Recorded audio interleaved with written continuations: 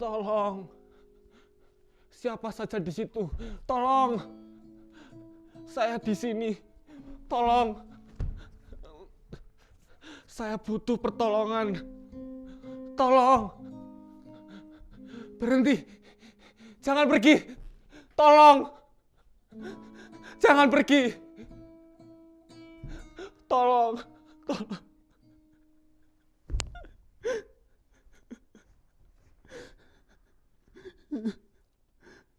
Tidak ada yang sudi menolong saya. Tidak ada yang datang. Saya dilupakan. Sudah berapa lama saya di sini? Saya tidak tahu. Sudah berapa lama saya disiksa macam binatang? Saya tidak tahu apakah saya binatang.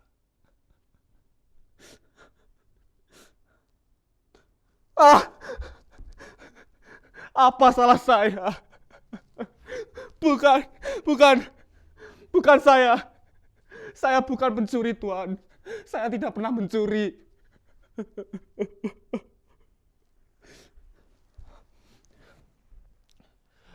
Kamu Indon, penjilat harta, bermuka dua, pencuri, maling, tidak tahu diri.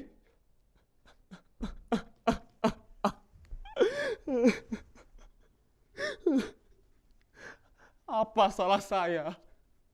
Demi Tuhan, saya tidak mencuri. Saya tidak pernah mencuri. Dan saya bukan seperti apa yang mereka tuduhkan. Setelah saya dipukuli, kepala saya ditutupi oleh karung. Saya diseret sebelum pintu tertutup. Mereka membuka karung. Dan ternyata saya di sini, di kamar ini, sampai sekarang.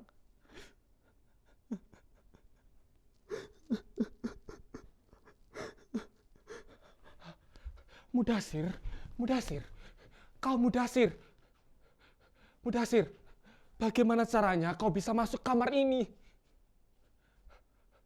Mudasir, kenapa? Kau tidak mengenal saya lagi. Saya Atika, istrimu. Jangan pergi Mudasir, jangan pergi. Tolong saya. Mudasir, tolong, jangan pergi. Apakah saya sudah tidak memiliki daya tarik seperti dulu lagi? Kamu sering bilang saya cantik. Kamu suka saya apa adanya. Kamu sering bilang itu, Du.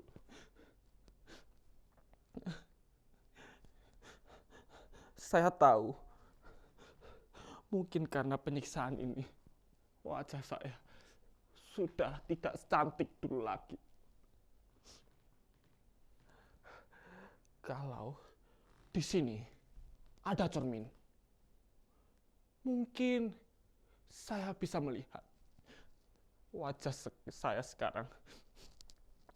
Mungkin sudah menjadi seperti gobal busuk, bacin, dan tidak layak dipandang-pandang.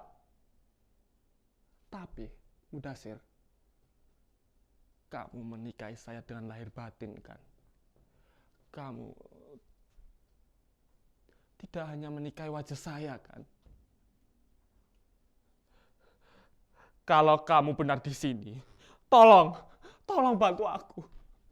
Keluarkan saya dari siksaan ini.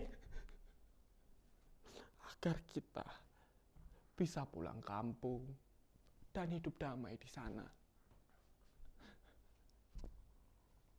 Mudasir, demi Tuhan, saya di sini bekerja.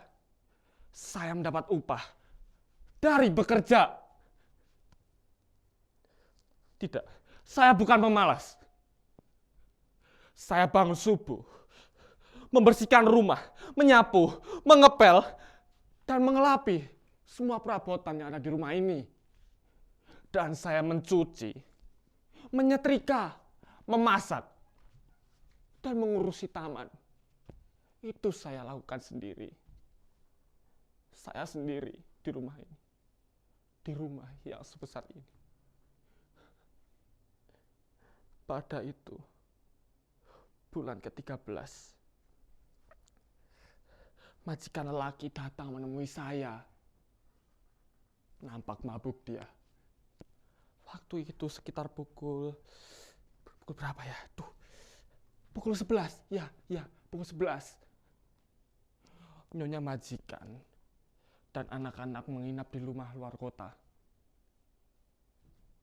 Jadi, di rumah yang sebesar ini hanya ada kami berdua. Dia masuk ke kamar, menutup pintu, lalu berjalan ke pinggir ranjang dan menatap saya dengan diam. Buru-buru, saya langsung berjalan ke kepala ranjang. Dan saya menatap balik dengan mata heran. Dia berbaring dengan isyarat tangannya. Ia menyuruh saya untuk tidur di sampingnya. Tapi saya sudah menolak hasrat majikan lelaki itu, Mudasir. Saya baru ingat. Mungkin karena itu, saya membuat salah satu kesalahan. Menolak hasrat majikan, sehingga saya ditendang, dipukuli, dan disiksa macam ini.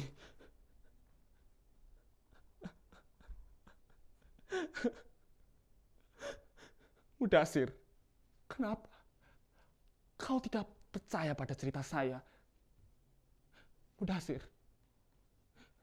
saya bersumpah, saya masih suci, dan tidak ada lelaki yang menyentuh kehormatan saya. Dan jika itu memang terjadi, saya bisa bunuh orang itu, atau saya yang bunuh diri. Itu adalah tekad saya. Laki bagi saya, satu-satunya adalah kau, Mudasir.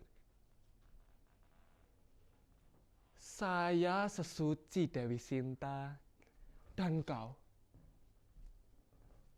jangan seperti Rama yang meragukan kesucian Sinta.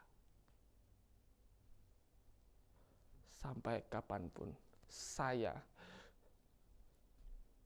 akan mempertahankan kesetiaan itu, meskipun harus berkorban nyawa. Percayalah padaku, Mudasir. Kau mungkin marah padaku karena dulu kau kutinggalkan untuk bekerja di negeri ini. Padahal kita menikah baru 3 bulan. Tapi itu rencana saya. Mengumpulkan modal hidup, lalu kita pulang kampung, dan hidup tidak sengsara. Kita bisa hidup bahagia di kampung, Mudasir. Saya harap kau sudi memahami semua ini. Ya, saya tahu saya salah. Tapi di negeri ini, saya bisa mendapatkan penghasilan yang lebih besar. Berapa penghasilan yang didapatkan dari pembantu rumah tangga yang ada di Jakarta? Berapa? Hah? Di negeri ini, saya bisa mendapatkan 5 kali lipat dari penghasilan gaji terbesar yang didapatkan oleh pembantu rumah tangga yang ada di Jakarta. Ya, itu sangat menggiurkan, tapi memiliki resiko yang sangat besar. Saya sudah menghitung bagaimana resiko-resiko yang saya dapat jika saya masuk ke dalam dunia maksiat. Tapi saya sudah memiliki tekad. Dan saya sudah berpegang teguh pada agama, nasihat orang tua, dan yang terpenting, ikrar pernikahan kita. Banyak yang akan menjadi tameng jika saya masuk ke dalam dunia maksiat, Mudasir. Dan saya tidak akan pernah melakukan itu. Hah, kau mendengarnya, Mudasir? Mudasir, tunggu sebentar. Ada langkah orang. Tunggu sebentar. Tolong! Tolong! Selamatkan saya! Saya di sini. Tolong! Saya butuh pertolongan. Tolong! Jangan pergi. Berhenti. Tolong! Tolong! Tolong! Tolong! Tidak ada yang sudi menolong saya. Tidak ada yang datang. Saya dilupakan.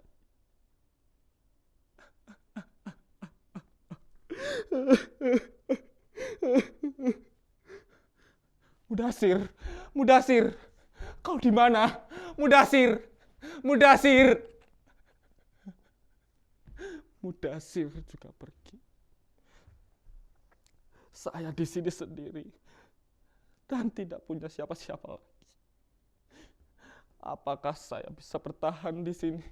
Saya juga tidak tahu. Sudah tidak ada lagi harapan. Bayangan suami juga pergi. Dia tidak sudi menemani saya, meninggalkan saya. Dan tanpa meninggalkan pesan-pesan, satu kata apapun. Mudasir.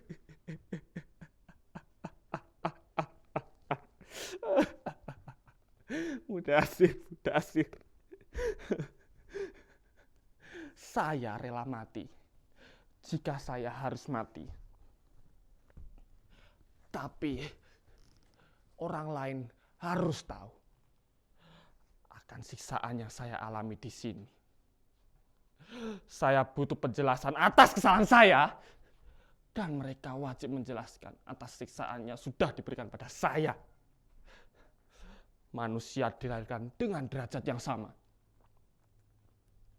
Tidak ada manusia lain yang mampu mengatur kehidupan manusia yang lain.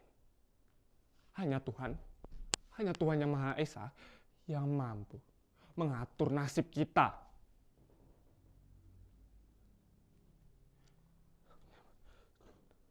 Tapi di sini saya disiksa oleh manusia.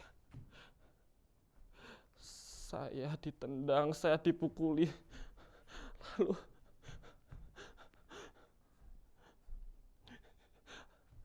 Lalu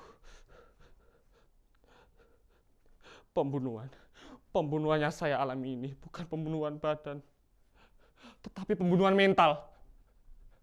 Saya dilakukan di sini seperti binatang yang tak punya wibawa.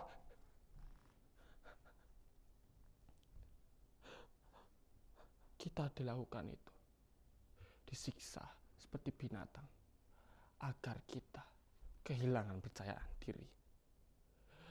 Kita dianggap seperti bangsa pelayan yang selalu dilecehkan tanpa kita bisa membela diri.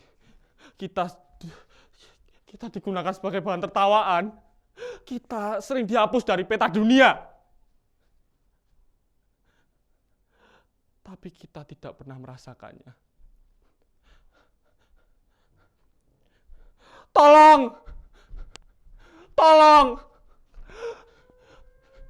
Tapi tolong, jangan selamatkan saya. Selamatkan kami semua. Kita sekarang ada di pinggir jurang. Tolong, bangun. Tolong jangan jadikan kita sebagai ongol-ongol.